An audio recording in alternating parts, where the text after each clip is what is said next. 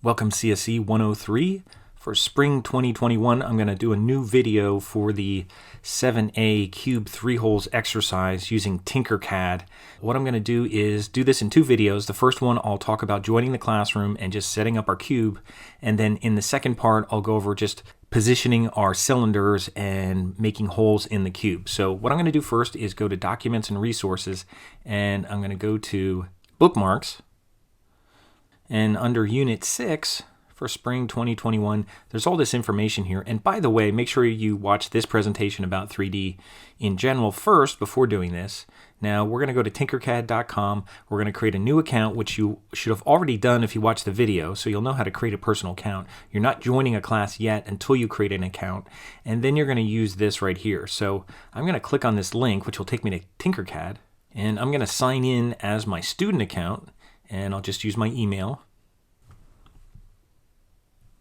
And now I'm signed in. Now there's some things here because I was messing around a little bit with it and I already had an account. So once you get in here, you can join a class. So you might have something that just says join classes. If you go here, it might say join a class. It might look like this if you don't have any designs there. So you're going to join a class. Now I already have one, and that was for the other section, but I'll show you how to do it again. I'm going to join a class. And if you're in the W1 section, I'm going to go here to the W1 section because that's my one I'm in right now for this particular semester. Obviously, if you're in a different semester, you're going to have a different code.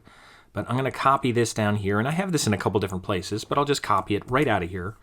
And I'll paste it right here. And you can see it's 3 groups of 4 letters, number combinations. And I'm just say go to my class, and this is the W1 class that I'm going into right now, and it says that's me. And by the way, I actually can be in more than one class, so I'm in the other class as well as a student, and I'll just say that's me. And this is where it gets a little confusing because you're like, how do I get started here? There's no new design or anything, and I was demoing for the other class, the remote class, and I was like, I don't know how to get started. But basically you go to 3D Designs. That'll take you back to this place. Because remember, this is your dashboard. This color thing up here is your dashboard. Clicking on there, even though you wouldn't think to, that's what takes you back to your dashboard. So if you ever just see the stuff about classes, make sure you go to 3D Designs, and that's where you can create a new design. And I'm going to do that right now. And when you first come in here, it'll put this weird name here. It's just kind of a default name. And if you just click on it, you can change it. And I'm going to call it 7A Cube3holes, because that's what we're doing here. We're making a cube with 3 holes. And I'm just going to put Pt1, and I'll even put W1. You don't have to put this. That's just for me, in case I have a bunch of these that I'm working on. So I'll just do that right now. And then I'll just hit enter. So that's my file. And what you're looking at is the grid right now, and I'm looking at it in perspective view because it looks like a trapezoid. And if you're on your trackpad, I'm on a trackpad on a MacBook, and I'm using 2 fingers, and I'm going up and down on my trackpad, and I'm zooming in and out. And that's just the basic zoom kind of thing. And then if I want to pan, meaning move this grid kind of across, if I hold Shift Control, I could pan. Now typically you could hold the space bar, but it doesn't let you hold the space bar. So I could do that. That's panning. Shift Control, and I'm panning right now. And then if you use your mouse, and I'll grab a mouse, I have a mouse here too. Hear that? That's my mouse. If I use the middle scroll wheel, I could zoom in and out by scrolling up and down. I don't mean to make you dizzy there. And if I hold down the middle scroll wheel, I could pan. So that's what I'm doing on a mouse. So it might be easier to work on a mouse because you're used to the 2 buttons. If you're not really good with your trackpad, you might want to plug in a mouse.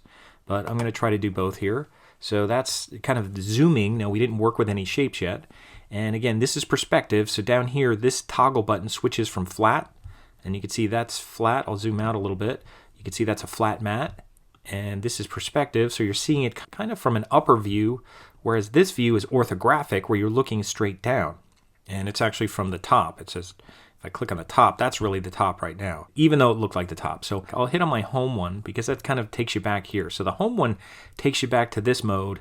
And again, that's kind of orthographic, that's perspective. And that looks kind of normal, so I'm going to do that.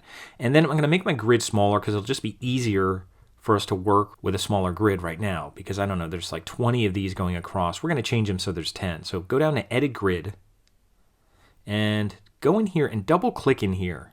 If you just try to highlight, for some reason, I don't know, it it doesn't stay highlighted. So double click in here so it's highlighted, and then just put in 100. And then you could hit tab and then put 100 again, and then hit update grid. So now you have a smaller grid. Now I'm going to zoom in a little bit. And there's actually 10 going across the x-axis, 10 going up the y-axis, and obviously there's nothing going up the z because it's flat, it's a grid. But what we're going to do is put a ruler so we can measure from the center of the grid. And over here is the ruler. If you don't see this thing, go over here to this little kind of tab here and bring it out, and I'm going to drag in ruler, just drag it, and I'm going to drag it right to the middle, at least where I think the middle is. And if you're not sure, count over 1, 2, 3, 4, 5, and then from the top or bottom 1, 2, 3, 4, 5. So it needs to go back here, and it should snap kind of right on the grid, so that circular thing is kind of right on the middle. And then here's the tricky part. Some people find this tricky. When you hover over here, it'll say use midpoint. Click that. Now we're going to use the midpoint. Now that's what we want to use. We want to use the midpoint. Now if you hover over it and it says use endpoint, we don't want to use endpoint. See, it's not saying using endpoint, it's saying use the endpoint. So it's saying switch to endpoint. And we want to measure things from the midpoint of shapes. So that's why if you hover like this, leave it alone. Again, I'll do it over again. If you hover like this and it says use midpoint, click it. If you hover again, see, I didn't click it right. I'll click it again because it should change when you click it. It should change to use endpoint when you click it. And now if I move off and I hover over again, it says use endpoint. Now don't do anything. Just leave it like that. It should say use endpoint because we're using the midpoint, if that makes sense. But for some reason that gets confusing, and I can see why, because sometimes those toggle things can be confusing. So that means our midpoint is going to be at 0, 0, and that means in all directions. 0 across the x-axis, 0 across the y-axis, and then up and down, going in vertical space. And what we're going to do first is we're just going to drag in a cube, and that's one of our primitive shapes. So I'm just going to drag this on to our grid, and just anywhere, doesn't matter where. And now they do have these sliders here, and I'm going to kind of ignore this for now. I'll try to use the stuff on the screen, even though they're not the easiest things to use either. So I'm going to close this up. And I can even move this off to the side to just kind of open up stuff a little. Now there's these green things and there's these blue things. The blue things, you could see the blue things are actually positioned where the cube is, and they're the size of the cube. So if you want to change the size of the cube to 10, 10, 10, which we're going to do, you want to use these blue things. Now some of these get covered up and some of them overlap. It's not the greatest interface in terms of that. It'd be much better if we had like a little panel here that said, red cube, and then we could just change the X, Y. Now it does do this down here, but the last time I did it, I changed them and they didn't update right away. So I'm not even going to bother with that. And you can't have multiple shapes in here either. So I don't know if that's that helpful. So what I'm going to do is just go here and I'm going to make this 10 and then hit enter. You can see that's the Z height of it. And then I'll go here and this would be, I'll click on this with my left mouse button, or the way you'd normally click, and then click right on the number 20, and I'll put 10 and then hit enter. And now it's narrower, but the Y is still 20. So I'll go over here to the Y and click right on the number and put 10, and now it's 10, 10, 10. That's the size of the cube. It's 10 by 10 by 10. The X, Y, and Z is all 10. Now you can physically move things around, but we want to put it in the middle. We want to make it pretty accurate. So it's hard to tell where you are in the middle when you do this. Now this is actually in the middle. I'll go back and forth. You can see I'm going back and forth, and I'm looking at this thing right in the front here, this thing. If I grab this and just go back and forth, I want to get that on the 0. So that's on the 0, and I want all of these on the 0. So I want this one over here. It's at -12, and I'll use my home view again and zoom in. And I'm going to change this one to 0 because we want it at 0, 0, 0. So I'm going to put that at 0 and hit enter. And now it's at the midpoint. So now it's back on the right place. If I view it again, I'll go front and I'll go left. You can see now it's centered right on our grid. If I zoom out, everything looks kind of centered there on our grid. At least where I'm looking, it's centered in my screen. So that's the center. And if I go in orthographic, it even looks more centered. So it's still off the ground though. And that means it's 10 off the ground, so it's still too high. So I'm going to go back to home, and I'm going to go back to perspective, and I'm going to zoom in again. And now I just want it to sit on the mat, because if I look at it from the front, you can see it's off the mat. And this is what I'm going to change. And what do you think I'll change this to? It's up 10. I actually want it down, so it's halfway down, so it sits flat on here.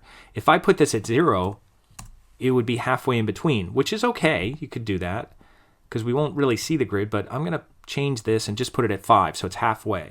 So that means it's halfway up and it's sitting on my grid. That's what I want right now. So I'll go back to home.